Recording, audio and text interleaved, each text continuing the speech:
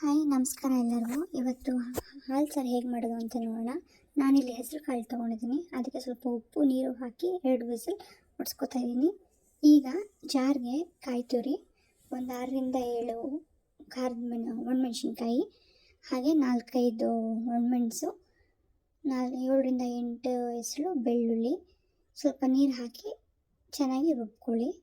ಈಗ ಒಂದು ಪಾತ್ರೆ ತೊಗೊಂಡು ಅದಕ್ಕೆ ಸಾಸಿವೆ ಎಣ್ಣೆ ಹಾಕಿ, ಸಾಸಿವೆ ಸಿಡಿದ ಮೇಲೆ ರುಬ್ಬಿರೋ ಮಿಶ್ರಣ ಹಾಕಿಬಿಟ್ಟು ಬೇಯಿಸಿರೋ ಕಾಳು ನೀರು ಸಮೇತ ಹಾಕಿ ಚೆನ್ನಾಗಿ ಕುದಿಸ್ಬೇಕು. ಇದಕ್ಕೆ ನೀವು ಇಷ್ಟದ ತರಕಾರಿ ಬೇಕಾದರೂ ಹಾಕೋಬೋದು.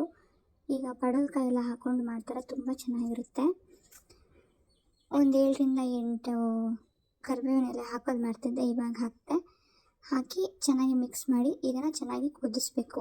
ಚೆನ್ನಾಗಿ ಕುದಿ ಬಂದಮೇಲೆ ಉಪ್ಪು ಖಾರ ಎಲ್ಲ ಚೆಕ್ ಮಾಡಿಬಿಟ್ಟು ಮೊದಲೇ ಕಾಯಿಸಿ ಆರಿಸಿರೋವಂಥ ಹಾಲನ್ನ ಇದಕ್ಕೆ ಹಾಕಿಬಿಟ್ಟು ತಕ್ಷಣ ಸ್ಟವ್ ಆಫ್ ಮಾಡಿಬಿಡಿ.